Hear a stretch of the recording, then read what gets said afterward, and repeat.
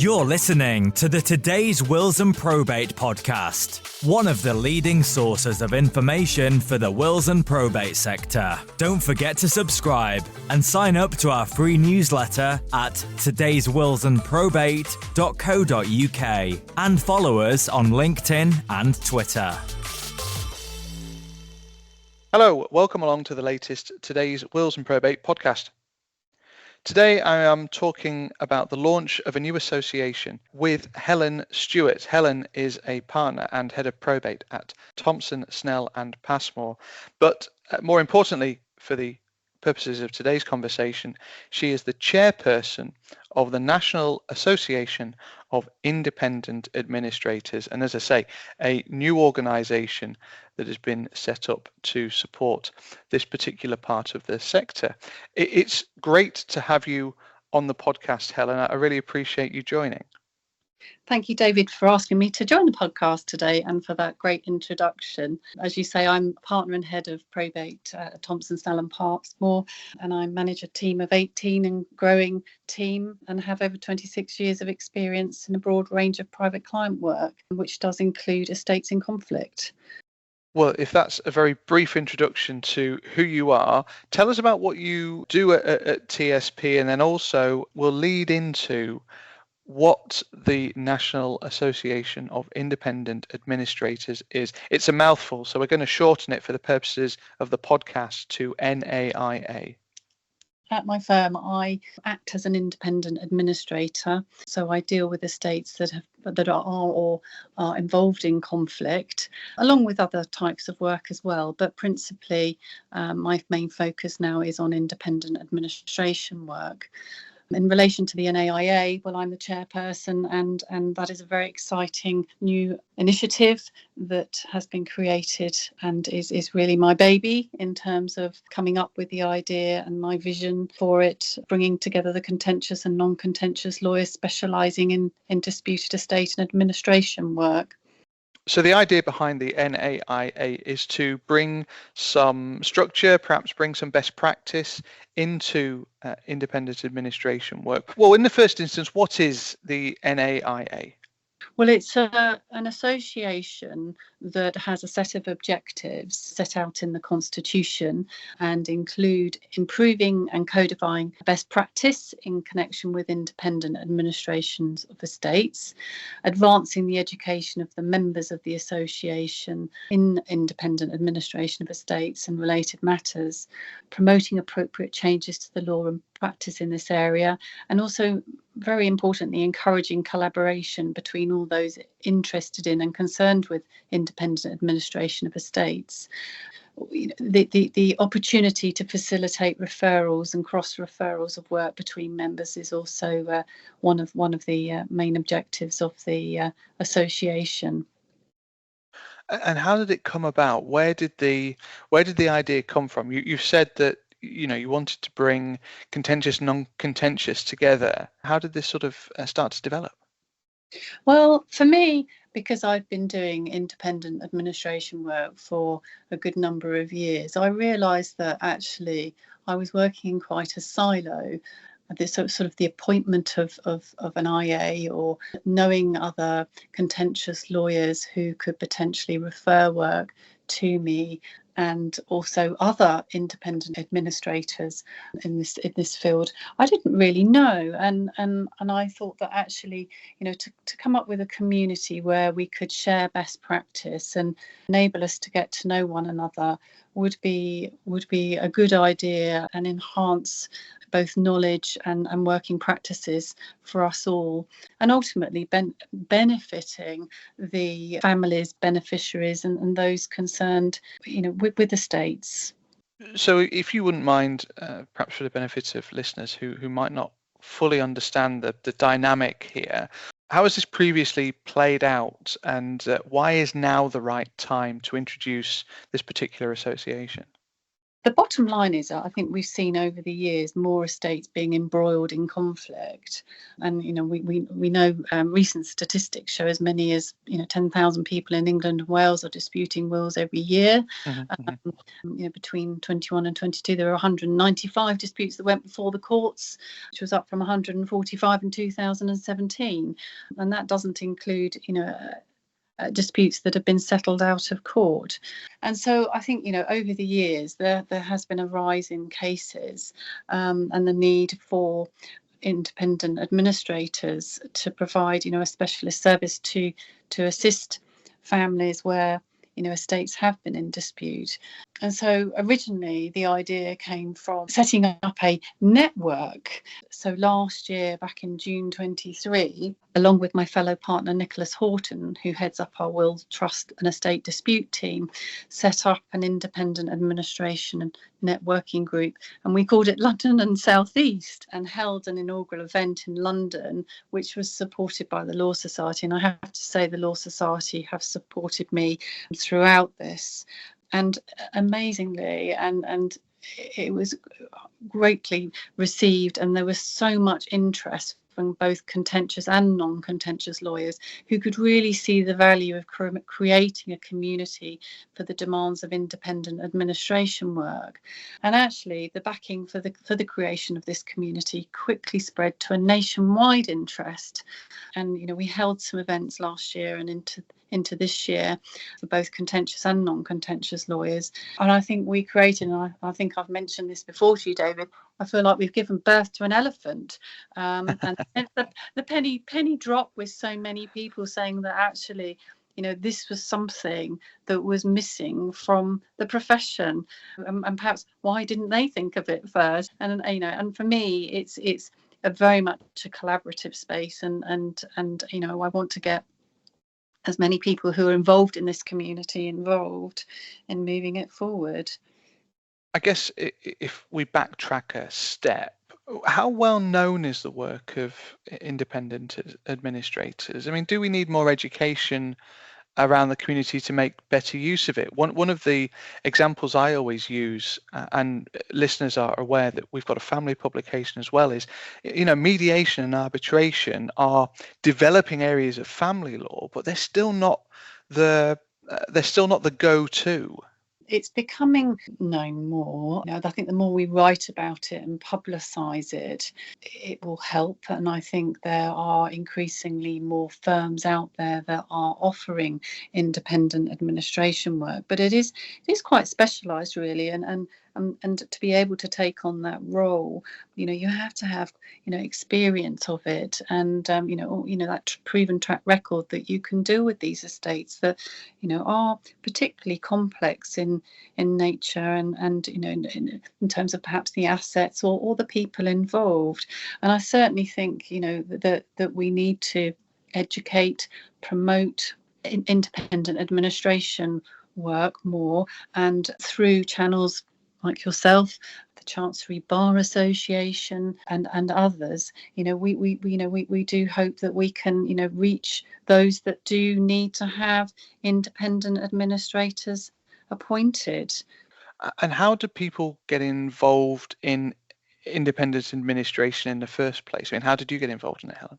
I had an approach from a representative from the president of the Law Society asking me if I would take on a case that involved a family that were in dispute. And so that was my introduction to it many years ago. It was quite a small estate, but irrespective of whether it's small or a large estate, the family needed a careful guiding hand to see them through the estate administration. So that was my first introduction to it. And then I was fortunate enough to take on a number of other appointments, again through the Law Society, and eventually they created a panel and I went onto that panel. So I got work that way and experience that way, and then actually it was through referrals from other law firms and from barristers as well, but principally through other regional law firms who knew of our capabilities, and we would be asked to sort of pitch for the work and showcase what we were capable of, and then that will be put forward to the court for the judge to approve our appointment. So if that's what your work is, and if that's the sort of embryonic idea behind the association, what are you setting out to achieve that you feel is currently lacking in the independent administration community?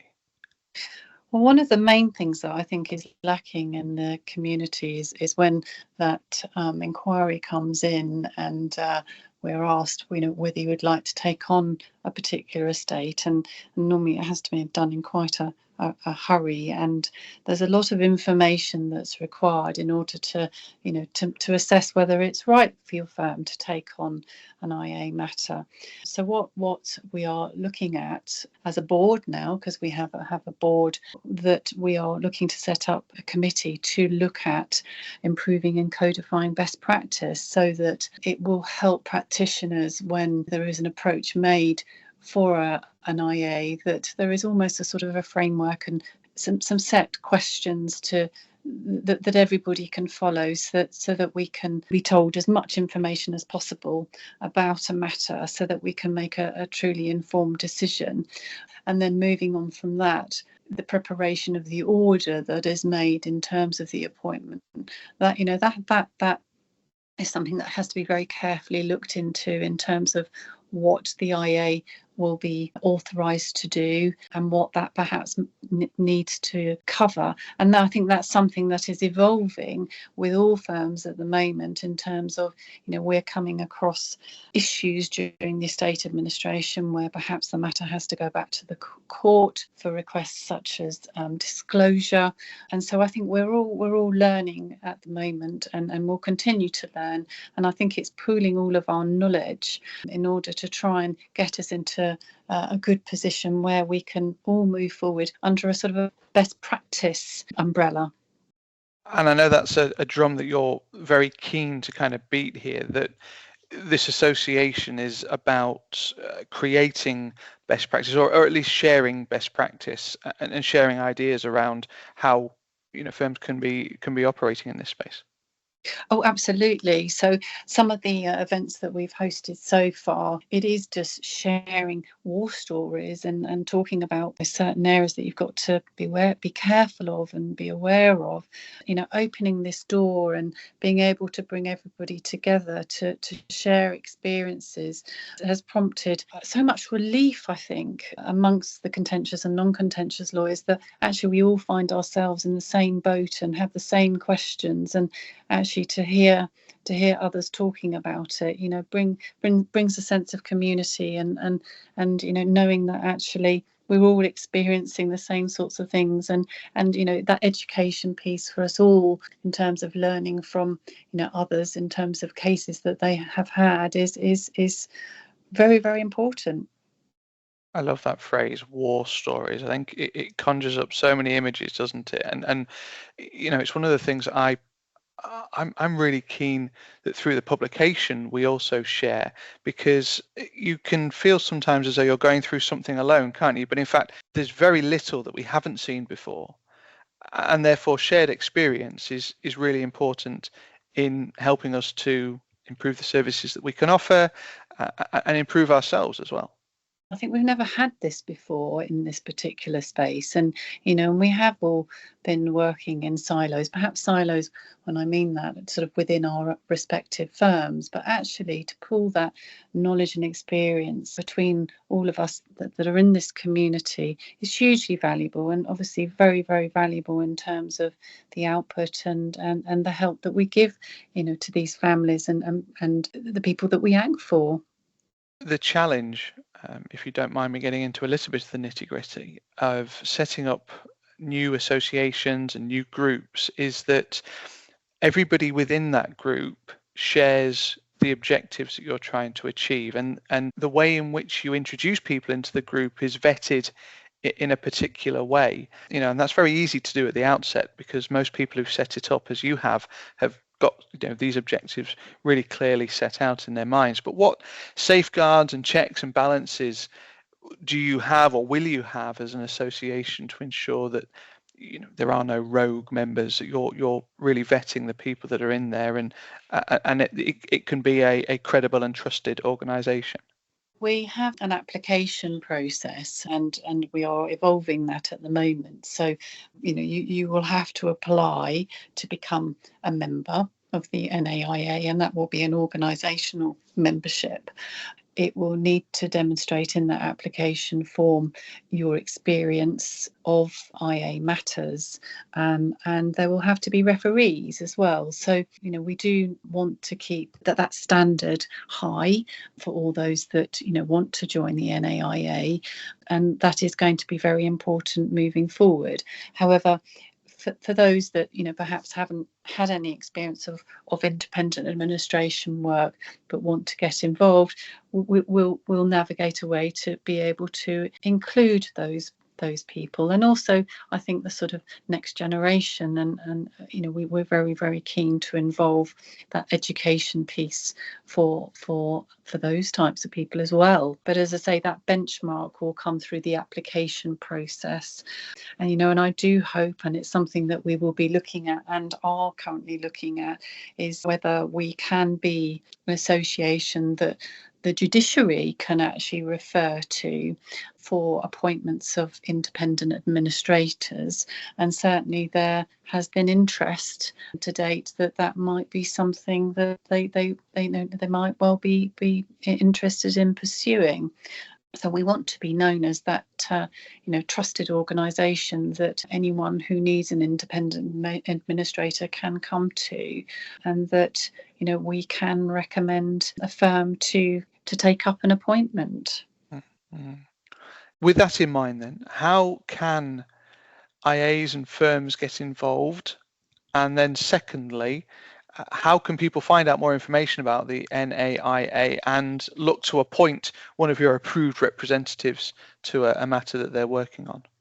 IAs and firms can get involved by, I think, at the moment, just contacting myself. We are setting up a website, which is currently being dealt with at the moment for us. So we will have a sort of a dedicated sort of email address that those that are interested can use. But for the time being, if there is anybody listening that would be interested in becoming, or their firm becoming, a member of the NAIA, the best route would be to contact myself at Thomson, Snell Passmore, so Helen Stewart, to find out more.